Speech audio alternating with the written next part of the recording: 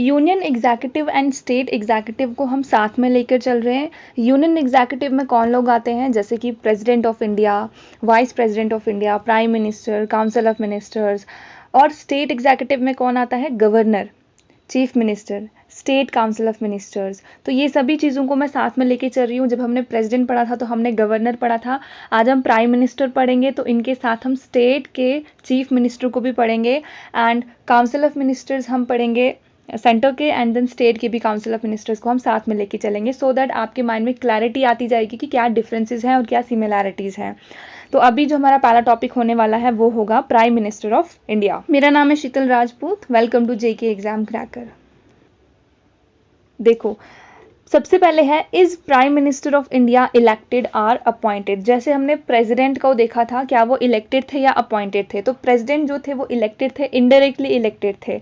और गवर्नर में हमने देखा था कि गवर्नर को अपॉइंट किया जाता है by the president of India. तो वैसे यहाँ पे क्वेश्चन है कि क्या prime minister of India elected होते हैं या फिर अपॉइंटेड होते हैं। आप मुझे कमेंट सेक्शन में बताओ, क्या प्राइम मिनिस्टर अपॉइंटेड है और कौन अपॉइंट करता है अगर ये अपॉइंटेड है तो। अब मैं आपको बताती हूँ, प्राइम मिनिस्टर ऑफ इंडिया को अपॉइंट करते हैं president of India. President of India appoints a person as a prime minister who is either the leader of the party which holds a majority of seats in the Lok Sabha or is a person who is able to win the confidence of the Lok Sabha by gaining the support of other political parties. All other ministers are appointed by the president on the advice of prime minister.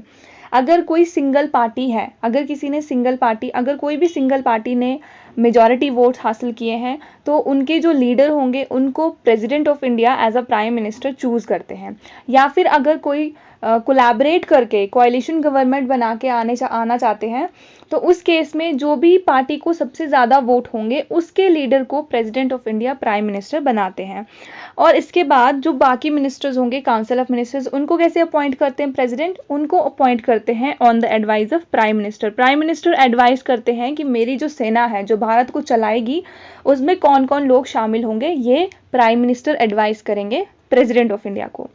Note कीजिए, President also appoint Prime Minister on his own discretion, but only when no party has a clear majority in the Lok Sabha. अगर लोक सभा में किसी भी party की clear majority नहीं है, इन दैट केस प्रेसिडेंट जो है अपनी मर्जी से प्राइम मिनिस्टर को अपॉइंट कर सकते हैं। ठीक है, अब powers and functions of prime minister क्या है। Prime minister of India serves the country by following various functions. वो कौन कौन सी रिस्पॉन्सिबिलिटीज हैं उनके पास। सबसे पहले तो ये लीडर होते हैं कंट्री के, the leader of a country. The prime minister of India is a head of the government of India. आपको याद रखना है कि प्राइम मिनिस्टर हेड होते हैं गवर्नमेंट ऑफ इंडिया के, जबकि प्रेसिडेंट हेड होते हैं स्टेट के, यानी कि भारत के। ये सरकार के हेड होते हैं, लेकिन स्टेट के हेड कौन है, वो प्रेसिडेंट है। In the scheme of parliamentary system of government provided by the constitution, ध्यान से सुनना, the president is the nominal executive authority. ये मैंने लास्ट वीडियो में आपको पढ़ाया है प्रेसिडेंट वाले में। प्रेसिडेंट जो होते हैं ये नॉमिनल एग्जीक्यूटिव अथॉरिटी होते हैं, इनको डी ज्यूरे अथॉरिटी भी कहते हैं। क्या कहते हैं, डी ज्यूरे अथॉरिटी, मतलब कि nominal. And prime minister is a real executive, और रियल एग्जीक्यूटिव के लिए क्या टर्म यूज की है, डी फैक्टो। तो ये टर्म भी एग्जाम में आपसे पूछ लेंगे कि डी फैक्टो एग्जीक्यूटिव कौन है एंड डी ज्यूरे एग्जीक्यूटिव कौन है। तो डी फैक्टो एग्जीक्यूटिव कौन है, prime minister of India, and de jure executive कौन है, it is president of India. President head of the state, prime minister head of the government. इतना clear हो गया। पोर्टफोलियो एलोकेशन होता है। Prime minister has the authority to assign portfolios to the minister. Prime minister के पास ये authority होती है कि वो अपनी जो सेना उन्होंने चूज की है, जो मिनिस्टर्स उन्होंने चूज किए हैं, उनको वो असाइन करेंगे कि उनके पास कौन सी मिनिस्ट्रीज होने वाली है। जैसे कि अभी आपको पता है बिल्कुल दोबारा से काउंसिल ऑफ मिनिस्टर्स को रीशफल किया गया है, बहुत सारे मिनिस्टर्स को अलविदा कहा, उनको काउंसिल ऑफ मिनिस्टर से उनको वो मिनिस्ट्रीज उनसे ले ली और अभी नए मिनिस्टर आए हैं, जिसमें से इंपॉर्टेंट मिनिस्टर कौन है, ज्योतिरादित्य सिंधिया, जिनको सिविल एविएशन दिया गया है। ये पहले कांग्रेस में थे, अब बीजेपी में आ गए, तो ये इंपॉर्टेंट है। और भी बहुत सारे मिनिस्टर्स इंपॉर्टेंट हैं, आप एक दो बार ना काउंसिल ऑफ मिनिस्टर्स को पढ़ लेना, क्योंकि एग्जाम में आ सकता है। और गवर्नर भी पढ़ लेना, 8 नई स्टेट्स के गवर्नर अभी अपॉइंट हुए हैं। लास्ट में मैं आपको उसका एक क्लिप दे दूंगी, आप नोट डाउन कर लेना। तो पोर्टफोलियो एलोकेशन होता है। Chairman of the cabinet, prime minister अपनी कैबिनेट के चेयरमैन होते हैं और जितनी भी मीटिंग्स कैबिनेट में होती है उनको प्रिजाइड कौन करता है? Prime minister. He can impose his decision if there is a crucial opinion difference among the member, अगर जितनी भी उनके कैबिनेट मिनिस्टर्स हैं अगर उनमें किसी डिसीजन को लेकर आर्ग्यूमेंट हो रहा है और कोई क्लियर डिसीजन नहीं ला पा रहा है तो फिर प्राइम मिनिस्टर डिसाइड करेंगे कि क्या डिसीजन होगा और प्राइम मिनिस्टर का decision is a final decision. उसके बाद official representative of the country, prime minister represent करते हैं कंट्री को for high level international meetings. ये लिंक है between the president and the cabinet. The prime minister acts as a link between president and the cabinet. वो communicate करते हैं जितने भी डिसीजन कैबिनेट लेती है प्रेसिडेंट को जाके बोलते हैं prime minister, which is related to the administration of the affairs of the union and proposals for the legislation. जो भी लॉ वगैरह बनाने हैं, जो भी एडमिनिस्ट्रेशन में चेंजेस लानी है, अपनी कैबिनेट के साथ डिस्कशन करने के बाद प्राइम मिनिस्टर उस डिसीजन को प्रेसिडेंट के सामने भी प्रस्तुत करते हैं। इसके बाद हेड होते हैं, मैंने आपको बताया prime minister is the head of nuclear command authority. Prime minister is the head of the nuclear command authority, NITI Aayog, appointments committee of the cabinet, department of atomic energy, department of space and ministry of personnel public grievance and pensions. ये सभी जो ministries है ना, ये prime minister के ही under होती हैं, ये आपको याद रखना है। He is a chief advisor to the president, president को एडवाइस लेनी होती है तो वो प्राइम मिनिस्टर से लेते हैं। Like prime minister is a head of the union parliament, इसी तरीके से chief minister is a head of the state parliament. Who is eligible to be a prime minister, क्या क्या एलिजिबिलिटी क्राइटेरिया है? Citizen of India होना चाहिए, member of either Rajya Sabha और लोकसभा, कहीं का भी मेंबर हो सकता है। He should have completed his 30 years if he is a member of the Rajya Sabha, क्योंकि हमें पता है कि राज्यसभा का मेंबर आपको बनना है तो 30 इयर्स की आपकी एज होनी चाहिए, ये क्राइटेरिया है, तो 30 इयर्स के होने चाहिए। अगर वो लोकसभा से आ रहे हैं तो वो 25 इयर्स ऑफ एज के कंप्लीट होने चाहिए। प्रेसिडेंट की क्या एलिजिबिलिटी थी? वो 35 इयर्स होने चाहिए थे। अब आप मुझे बताओ गवर्नर की एज क्राइटेरिया क्या है? तो हमने देखा प्राइम मिनिस्टर का क्या क्राइटेरिया है। अब कुछ फैक्ट्स हैं अबाउट इंडियन प्राइम मिनिस्टर्स, ये इंपॉर्टेंट है, क्वेश्चन आ सकता है आपका एग्जाम में। Longest serving Indian prime minister कौन है? जवाहरलाल नेहरू, 1947 से 1964 तक। The first women prime minister to receive the Bharat Ratna, पहले वुमेन प्राइम मिनिस्टर जिनको भारत रत्न मिला वो थी Indira Gandhi ji. Acting prime minister, 2 बार जो एक्टिंग प्राइम मिनिस्टर रह चुके हैं ये है गुलजारी लाल नंदा। और यंगेस्ट इंडियन प्राइम मिनिस्टर कौन थे? Rajiv Gandhi. First prime minister of India who was a member of Rajya Sabha, तो मैंने आपको बताया इंदिरा गांधी जो राज्यसभा से थी और प्राइम मिनिस्टर बनी थी। First prime minister from south India ये थे पीवी नरसिम्हा राव, जिनके टाइम पीरियड में एलपीजी रिफॉर्म्स भारत में लाए गए। First Indian prime minister received Pakistan highest civilian award. आप मुझे बताओ पाकिस्तान के हाईएस्ट सिविलियन अवार्ड का नाम क्या है? जैसे भारत का क्या है? भारत रत्न, तो वैसे ही पाकिस्तान का क्या है वो आप मुझे कमेंट सेक्शन में बताना। और किनको मिला था? मोरारजी देसाई को। यहाँ पे मैं आपको एक और बात बताना चाहूंगी कि जब इंदिरा गांधी जी का असैसिनेशन हुआ था 1984 में, उस टाइम पर कोई भी केयर टेकर प्राइम मिनिस्टर नहीं बनाया गया। ऑल्दो प्राइम मिनिस्टर बनाते हैं केयर टेकर जब भी किसी की ऑफिस में डेथ हो जाती है, लेकिन जैल सिंह ने नहीं बनाया, उन्होंने डायरेक्टली राजीव गांधी को प्राइम मिनिस्टर बना दिया by ignoring the president of appointing a caretaker prime minister. ठीक है, और अब हम पढ़ेंगे काउंसिल ऑफ मिनिस्टर। हमने पढ़ लिया prime minister, council of minister पढ़ेंगे। अच्छा आप मुझे बताओ कौन से प्राइम मिनिस्टर की मृत्यु भारत में नहीं हुई है, भारत से बाहर हुई है? ये इंपॉर्टेंट सवाल है। और उनका जो बर्थडे है ना, जिनकी मृत्यु भारत में नहीं हुई है, उनका जो बर्थडे है वो 2 अक्टूबर को आता है, जब गांधी जी का बर्थडे भी होता है। ठीक है, गांधी जयंती होती है उसी दिन उनका भी जन्मदिन होता है। आप मुझे बताना। काउंसिल ऑफ मिनिस्टर पढ़ेंगे हम। कौन से आर्टिकल में आता है काउंसिल ऑफ मिनिस्टर? 2 आर्टिकल हैं, आर्टिकल 74 एंड आर्टिकल 75 डील करता है काउंसिल ऑफ मिनिस्टर से। आर्टिकल 74 कहता है council of minister will be headed by the prime minister of India, will aid and advice to the president, ये aid and advice करते हैं president को। और आर्टिकल 75 क्या मेंशन करता है? फॉलोइंग चीजें, क्या क्या? काउंसिल ऑफ मिनिस्टर्स को अपॉइंट करेंगे प्रेसिडेंट, लेकिन किसकी एडवाइस पर? प्राइम मिनिस्टर की एडवाइस पर। They along with the prime minister of India form 15% of the total strength of the lower house. ये बहुत इंपॉर्टेंट है, बहुत बहुत बहुत इंपॉर्टेंट है, बहुत क्वेश्चंस पूछे गए हैं इस पर एग्जाम में कि कितने परसेंटेज होनी चाहिए कि उससे ज़्यादा जो लोकसभा में एक्सीड नहीं करनी चाहिए strength of the council of minister. तो ये है 15% of the total population, total strength of the Lok Sabha से ज़्यादा नहीं होनी चाहिए, ठीक है। The number can not exceed 15%, right. 91st amendment act ने प्रोवाइड किया for the disqualification of a minister when he stands disqualified as a member of parliament. Rajya Sabha के मेंबर बनना चाहते हो तो ये क्राइटेरिया है, अगर वो उसको फुलफिल नहीं कर रहा है तो फिर उसको डिस्क्वालीफाई कर दिया जाएगा। A minister ceases to exist as one if he is not a member of either house of parliament for 6 consecutive months। इसका मतलब है कि अगर आपको मिनिस्टर बना दिया है प्राइम मिनिस्टर ने, लेकिन ना आप लोकसभा के मेंबर हो ना आप राज्यसभा के मेंबर हो, तो आप सिर्फ 6 महीने तक ही रह पाओगे मिनिस्टर। 6 महीने के अंदर अंदर या तो आपको लोकसभा से चुनकर आना पड़ेगा या तो आप राज्यसभा के मेंबर होने चाहिए, अदरवाइज फिर आपसे आपकी जो मिनिस्ट्री है वो ले ली जाएगी। इसकी एक एग्जाम्पल दूं मैं आपको, अभी हिमाचल प्रदेश में क्या हुआ, जो सीएम बनाए थे वो इलेक्टेड नहीं थे, मतलब कि उनको ऐसे ही बनाया था। और अभी क्या हुआ, कोविड के दौरान क्योंकि इलेक्शंस भी नहीं हो रहे हैं तो 2 मंथ से भी कम टाइम में उनको रिजाइन देना पड़ा और उनकी जगह नए सीएम बने हैं। तो आप मुझे कमेंट सेक्शन बताओ नए सीएम कौन है हिमाचल प्रदेश के। और सेम चीज़ क्या हो रही है, सेम चीज़ हो रही है वेस्ट बंगाल में, क्योंकि हमें पता है कि वेस्ट बंगाल की अभी सीएम कौन है, ममता बनर्जी। ममता बनर्जी अपने जो सीट थी उनकी कॉन्स्टिट्यूएंसी नंदीग्राम से जीत कर नहीं आई, वो वहां पर हार गई, फिर भी वो सीएम है। तो अब ये बार बार इलेक्शन कमीशन को कह रही है कि आप इलेक्शंस कंडक्ट करवाओ, किसके, लेजिस्लेटिव काउंसिल के, ताकि ये लेजिस्लेटिव काउंसिल से इलेक्ट होके आ जाए। लेकिन अभी क्योंकि कोविड-19 चल रहा है तो इस वजह से इलेक्शंस वगैरह कुछ भी नहीं हो रहे हैं, तो सीएम बार बार गुहार लगा रही है इलेक्शन कमीशन को कि भाई इलेक्शंस कंडक्ट करवाओ वरना इनसे सीएम की कुर्सी छीन ली जाएगी। तो बाईपोल इलेक्शंस कंडक्ट करवाने की बातें हो रही हैं। पार्लियामेंट डिसाइड करता है कि सैलरी और क्या क्या अलाउंसेस होने चाहिए काउंसिल ऑफ मिनिस्टर्स के। कौन डिसाइड करता है, पार्लियामेंट। आपको कह देंगे सुप्रीम कोर्ट करता है, प्राइम मिनिस्टर करता है, प्रेसिडेंट करता है, लेकिन कौन करता है, पार्लियामेंट करता है।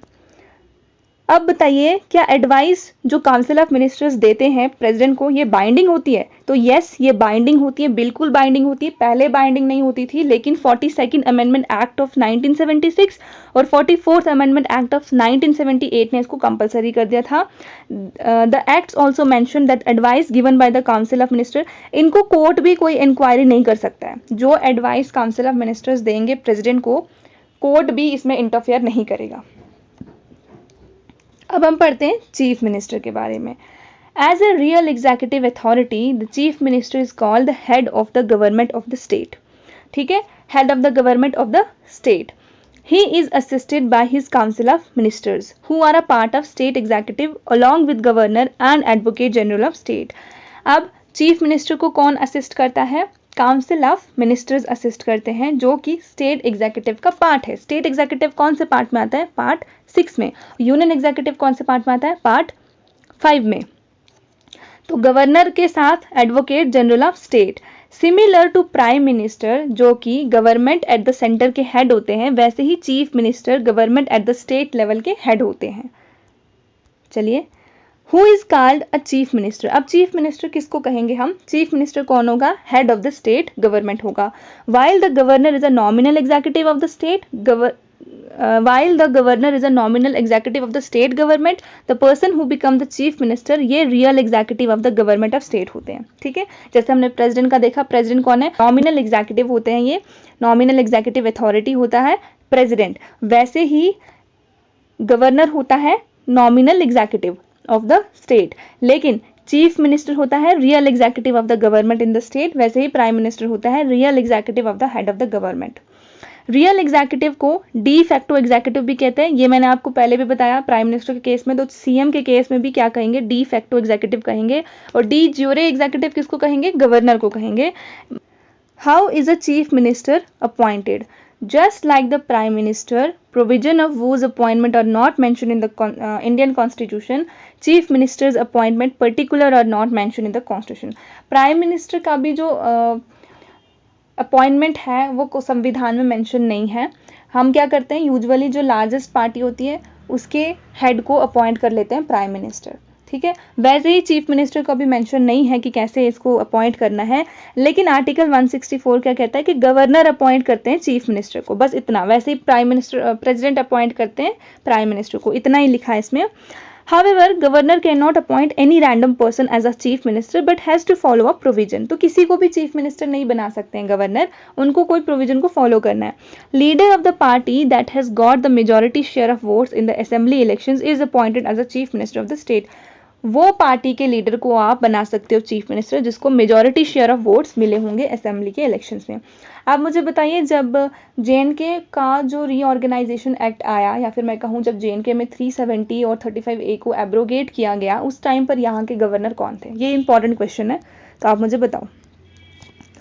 फिर क्या है? When no party gets a majority in the election, जब किसी भी पार्टी को क्लियर मेजॉरिटी नहीं है तो जो गवर्नर है वो अपनी डिस्क्रिशन पर किसी को भी सीएम बना सकते हैं. In case where no party has won the majority votes, अगर किसी भी पार्टी को मेजॉरिटी वोट्स नहीं मिले हैं तो गवर्नर अपॉइंट करते हैं लार्जेस्ट पार्टी के मेंबर को एज अ सीएम. कब? कोalition गवर्नमेंट की बात हो रही है. फिर जब सीएम वो बना देंगे किसी पर्सन को, तो वो उसको 1 मंथ का टाइम देते हैं कि 1 मंथ के अंदर अंदर आपको अपना कॉन्फिडेंस प्रूव करना है हाउस में कि आप सीएम बने रह सकते हो कि नहीं रह सकते हो, कि आपके पास कितने लोगों का सपोर्ट है. अगर कोई सीएम ऑफिस में मर जाता है तो गवर्नर अपनी डिस्क्रिशन का यूज करते हैं सीएम को अपॉइंट करने के लिए. हाउएवर, रूलिंग पार्टी जो होगी वो नॉमिनेट करेगी मेंबर को, और यूजुअली गवर्नर को उसी पर्सन को अपॉइंट करना पड़ता है एज अ सीएम जिसको पार्टी कहेगी कि ये हमारे लीडर होने चाहिए. This person then has to prove confidence within a specified time. Person को वो अपॉइंट करेंगे गवर्नर एज अ सीएम, उनको अपना कॉन्फिडेंस शो करना पड़ता है within a specified time. A person not belonging to either house, अगर कोई पर्सन किसी भी हाउस का मेंबर नहीं है, ना तो असेंबली का ना तो काउंसिल का, can also be appointed as a CM, लेकिन 6 मंथ्स के अंदर अंदर उनको किसी हाउस का मेंबर बनना पड़ेगा, अदरवाइज वो सीएम नहीं रह पाएंगे. ठीक है. Chief minister can belong to any house in the state legislature, जैसे हमने सेंटर के केस में देखा था. टर्म क्या होती है सीएम की? Aspirant should clearly understand that the term of the CM is not fixed. आपको समझना पड़ेगा कि सीएम की टर्म फिक्स्ड नहीं होती हैं, ये गवर्नर के प्लेजर पर होल्ड करते हैं ऑफिस को. लेकिन नोट करना कि गवर्नर कभी भी ऐसा नहीं है कि रिमूव कर सकते हैं किसी भी सीएम को कभी भी time. Governor can not even dismiss him till he enjoys the support of the majority. जब तक कोई सीएम हाउस में मेजॉरिटी ऑफ वोट्स उसके पास हैं, जब तक वो वोट ऑफ कॉन्फिडेंस जीतेगा, तब तक गवर्नर उसको डिसमिस नहीं कर सकते. जैसे ही सीएम ने मेजॉरिटी सपोर्ट लूज किया, अदरवाइज नहीं कर सकते हैं. कॉम्पोजिशन क्या होती है काउंसिल ऑफ मिनिस्टर्स की? Size of the council is not mentioned in the Indian constitution. कोई साइज मेंशन नहीं है. चीफ मिनिस्टर डिसाइड करते हैं क्या साइज और क्या रैंक होना चाहिए मिनिस्टर्स का as per the requirement of the state legislature. अब कलेक्टिव रिस्पॉन्सिबिलिटी होती है. The provision of collective responsibility is dealt with by article 164. तो कलेक्टिव रिस्पॉन्सिबिलिटी का जो आर्टिकल है वो 164 में मेंशन है. The article mentions that council of minister collectively responsible होने चाहिए स्टेट लेजिस्लेचर के लिए. वैसे ही जो मेंबर्स होते हैं लोकसभा के, वो लोकसभा के लिए रिस्पॉन्सिबल होते हैं. This means all the ministers own joint responsibility to legislative assembly for their acts of omission and commission. जो भी हरकतें वो करते हैं as a member of legislative assembly, वो उनकी जॉइंट रिस्पॉन्सिबिलिटी होगी to the legislative assembly of the state. Note कीजिए, when the legislative assembly passed a no confidence motion against the council. जब भी लेजिस्लेटिव असेंबली में जो मेंबर्स है उन्होंने नो कॉन्फिडेंस मोशन लाया किसी रूलिंग पार्टी के लिए, जितने भी मिनिस्टर्स होंगे उनको रिजाइन देना पड़ेगा अगर उन्होंने नो कॉन्फिडेंस मोशन को लूज कर दिया. Ministers can advise the governor to dissolve the legislative assembly on the ground that the house does not represent the views of the electorate faithfully and call for fresh elections. अब governor भी किसकी advice पे काम करेगा? Council of ministers की. और जब भी काउंसिल ऑफ मिनिस्टर्स उनको कहेंगे कि अब आप जो लेजिस्लेटिव असेंबली है उसको डिसॉल्व कर दो क्योंकि ये कॉन्स्टिट्यूशन के हिसाब से फंक्शन नहीं कर रही है, ठीक है, तो फ्रेश इलेक्शंस कंडक्ट होंगे फिर से. Governor may not oblige the council of ministers which has lost the confidence of the legislative assembly. लेकिन उस काउंसिल ऑफ मिनिस्टर्स के अधीन नहीं होंगे गवर्नर, उनकी एडवाइस को नहीं मानेंगे जो वोट ऑफ कॉन्फिडेंस लॉस्ट कर चुके हैं. अब मैंने यहाँ पे list of new governors for 8 new states का एक क्लिप लगाया है, आप चाहें तो स्क्रीनशॉट ले सकते हैं। और आपको इनको याद करना है, अच्छे से पढ़ लो इनको, 2-3 बार आंखों से निकाल दो, सो दैट एग्जाम में अगर आपको आता है तो आप इसको कर सकते हो, क्योंकि ये इंपॉर्टेंट है, न्यूली अपॉइंटेड है तो ये आपसे पूछे जा सकते हैं। कर्नाटका के कौन है? थावर चंद गहलोत। मिजोरम की कौन है? हरिबाबू। मध्य प्रदेश के हैं मंगूबाई छगन भाई पाटिल।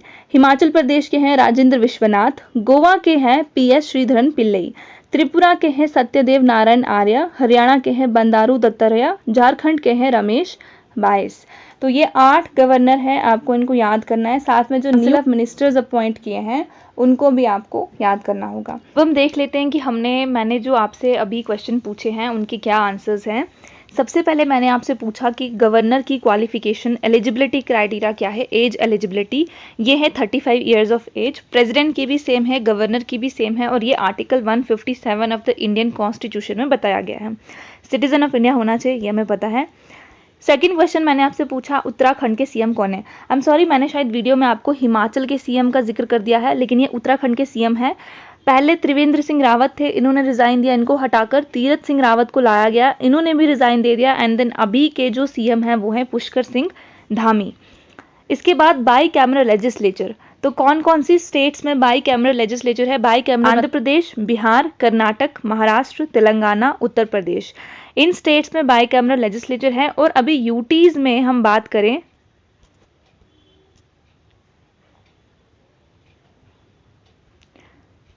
और अगर हम यूटीज की बात करें तो JNK में भी क्या है? बाई कैमरल लेजिस्लेचर है।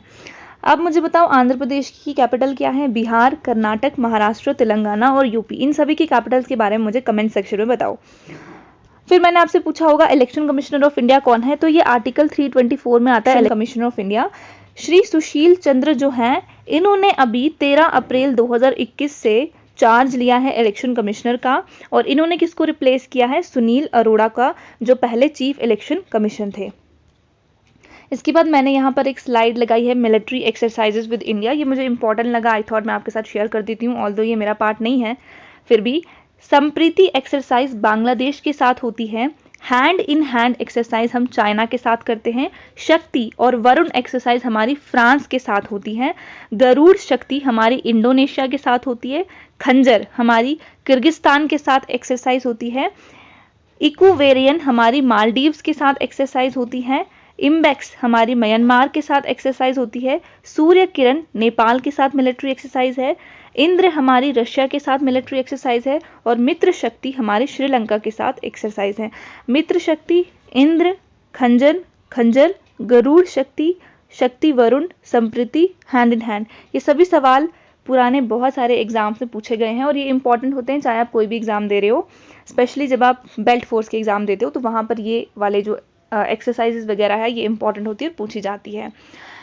तो नेक्स्ट वीडियो में हम पढ़ेंगे सुप्रीम कोर्ट, हाई कोर्ट दोनों, और इसके बाद जो भी इलेक्शन कमीशन ऑफ इंडिया होगा, CBI होगा, NIA होगा, नीति आयोग होगा, ये सभी वीडियोस आने वाली हैं। तो this is the end of my today's lecture. Video पसंद आता है तो लाइक, शेयर, कमेंट करना ना भूलें।